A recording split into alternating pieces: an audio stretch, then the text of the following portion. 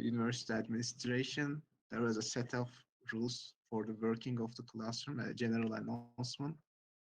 And but a conservative interpretation of the rules say that we cannot actually take attendance in the classes. Interesting. Now, it is actually up to the interpretation of the instructors, actually.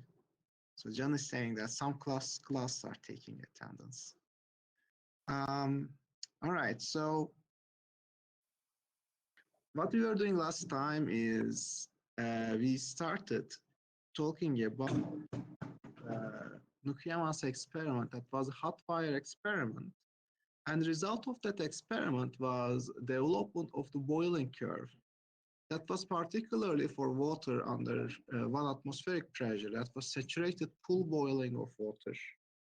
And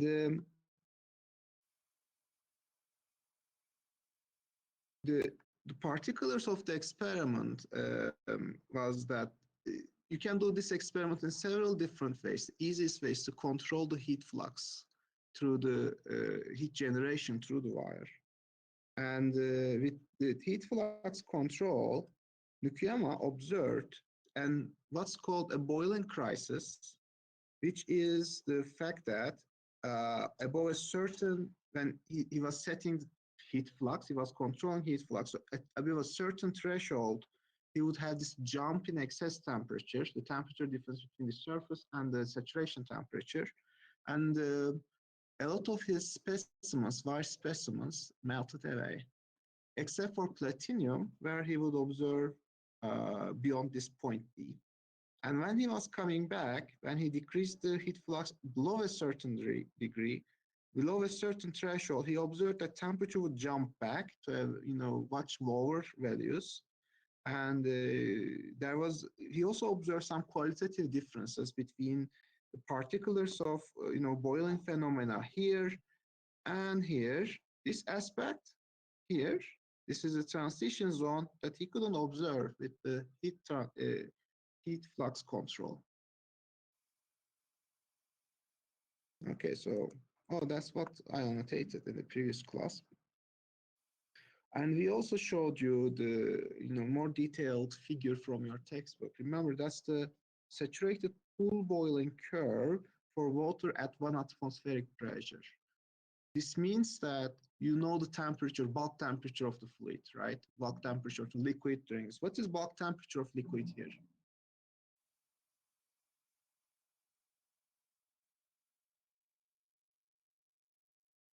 Saturated pool boiling of water. What is bulk temperature of water here? Yes, 100 degrees Celsius, right? So John is saying T saturation. I was asking for T saturation. That's right.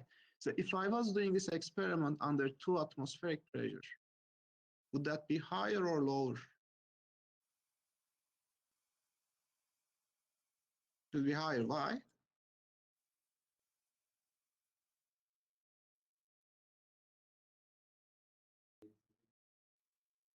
Right. Okay, so pressure relates to saturation temperature. When you think about the saturation temperature of the liquid, go back to your thermodynamics classes, you're increasing the pressure. You remember the pressure specific volume curve, for instance. When you increase the temperature, you are when you are increasing the pressure, you're also shifting above in your saturation temperature, right? Or other way around. You can look at the TV diagram and you are going to observe the same thing. So we are not disconnected from thermodynamics here. So that's exactly what's happening. Saturation temperature. So Jamil is saying here in the remote session that it would be higher, just like your friend in this class here. So saturation temperature increases with pressure. So that's why if I was doing the same experiment with water in 2 atmospheric pressures, I would observe that the saturation temperature of the water would be higher. And the excess temperature would be calculated according to that. And maybe the shape of the curve is going to change a little bit. We will discuss this towards end of the first class. Anyway, okay, so now that that's clear, because in the last class, as far as I remember, at the end of the class, there were some questions about what does this this fluid temperature mean anyway? Like I called it liquid temperature because it's in liquid phase. So it is when we say the liquid temperature, which is equal to the saturation temperature here, I'm essentially meaning the bulk liquid temperature. Of course, liquid temperature is changing within the fluid. When you get close to the wire, liquid temperature is higher. And when you are away from the wire, you are asymptotically approaching the bulk liquid temperature. That's what we call TF in our notes earlier. Okay, so we identified several regimes. The first regime was the free convection boiling. It turned out that if you have excess temperatures less than 5 degrees for water at 1 atmospheric pressure, the bubble formation cannot be sustained, and we would actually have natural convection. We wouldn't see bubbles. It would simply be density differences causing a plume formation around the wire. And you can use the free convection correlations for that. However, things get interesting as we go further in the boiling curve. So between A and C, we observe bubbles. And these bubbles can come in either in terms of isolated bubbles for smaller excess temperatures, or let's say since heat flux is controlled for lesser heat fluxes. And then if you increase the heat flux, which will be associated with higher excess temperatures, you are going to see that these isolated bubbles are going to merge together, form those jets and columns. And let's discuss the particular distinctions between them. What are the heat transfer implications of that?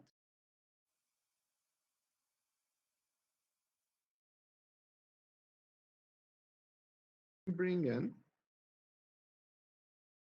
the same figure. So what we are seeing in this figure is essentially here. When I said jets and columns, I mean this kind of structures, flow structures. And the idea behind nucleate pool boiling, this is A to C is nucleate pool boiling. The idea behind that is that we have bubbles forming. The bubbles are going to carry latent heat above, but at the same time, they are going to displace fluid. So there's going to be fluid being recruited to the surface. So we are looking at the excess temperature regime less than the excess temperature at the point P. So the first half of this curve, we are going to have as the excess temperature increases, the bubbles forming from the surface. There is vapor, there is liquid. These will raise and they're going to be recruited. More liquid is going to come from here.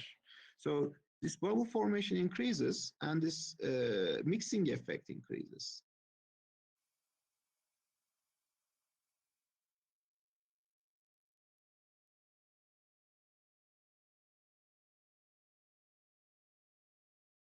Heat flux increases and the mixing effect increases, so that's going to increase the local force convection around the surface, and therefore H is also increasing. So we know this from our force convection analysis that as we have increased mixing, we are going to have increasing H, and that's why when you look at this curve until around P, we are going to see that the curve is actually, concave up slightly, and this is because you're actually getting H increases at the same time as heat flux as it is increasing. Or let's put it this way, H is increasing faster than delta. So, but when things get reversed, the same phenomena becomes its actually own competitor, because as you have more bubble formation, as delta T increases, this means that the surface area that is available for interaction with the liquid is decreasing. In other words, the recruitment of liquid to the surface gets more difficult because there are bubbles everywhere. So let's write it this way.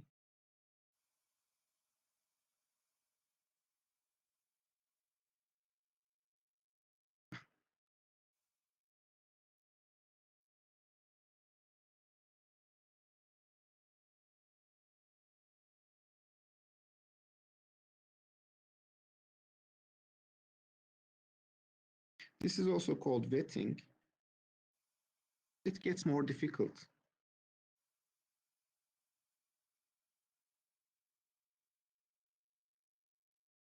Okay, and therefore, under these cases, when heat flux is increasing, its flux is still increasing, as you can see.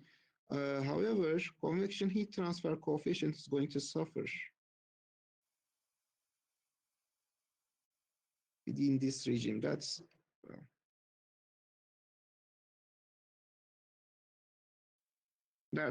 essentially corresponding to this jets and columns regime where this bubble formation frequency increases.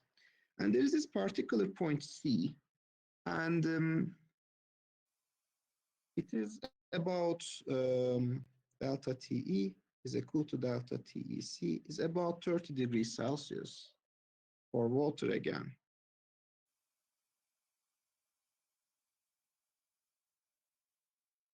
And at this point, we said that this is the beginning of boiling crisis.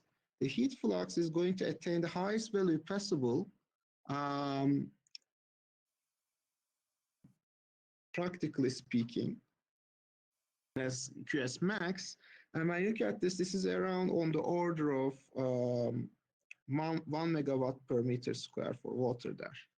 Can anyone estimate the convection heat transfer coefficient, for instance, for point B? By looking at the figure, I think you can do that. Point B. John is saying 10 to the power 4. Do you agree, guys? Okay. So how about point C?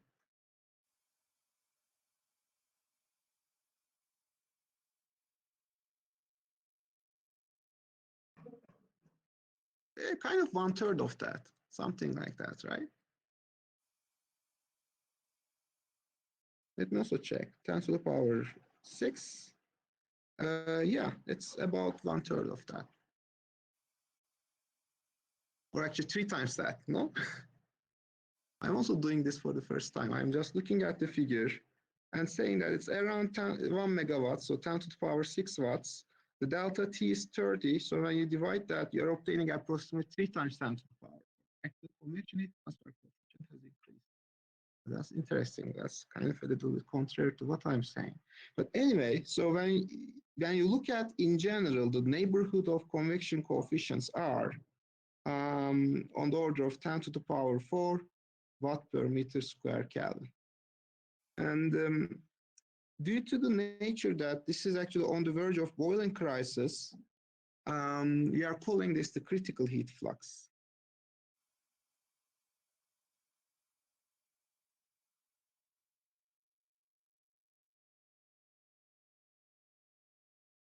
Okay.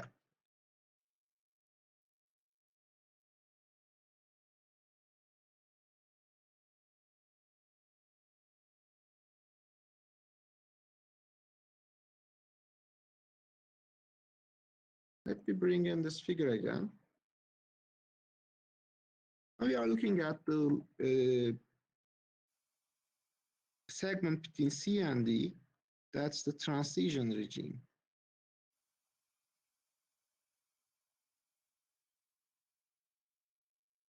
And it's also called transition regime or transition boiling. Either way, you can actually say the same thing. We are looking at the range of excess temperatures between C and D. That's approximately 30 as we know it, and up until 120 degrees Celsius, again for water. And now the phenomena I described with jets and columns, in particular this bubble formation near the surface is going to be so excessive that they're going to start to form and film somewhat intermittently, but from time to time, the surface is going to be covered with a film of vapor entirely. That's vapor, that's liquid. And what's going on is that wetting is going to decrease further because the vapor film or blanket is formed on the surface. That's not stable. Sometimes it's going to disappear and sometimes it's going to come back. But since there is this vapor aspect, and notice that heat transfer near the surface is going to be induced by, by conduction, very near the surface. Remember, convection heat transfer coefficient is actually also very near the surface due to the boundary layer phenomenon, non-stick condition, non-slip condition. We are going to have heat transfer by conduction near the surface. And the thermal conductivity of the vapor is much smaller than thermal conductivity of the liquid. Therefore, we are going to have a further decrease in H. And this is going to dominate the behavior so that heat flux is going to start decreasing if we could control the temperature. Remember that we are unable to control the temperature with the heated wire experiment, the original heated wire experiment. So this is why we are seeing this downward trend in the curve. And this is also called, since this film structure is intermittent, it's not stable, it's called unstable film boiling.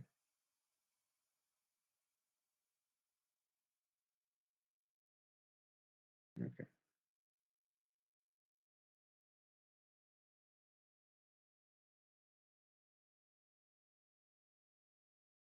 And it is stable. Let me show you how a film boiling looks like. This is how you see the layer of vapor on the top of the entire surface of the wire, or whatever surface that is being filmed here. This is not water, by the way. That's some other working fluid. I think it was methanol, something like that.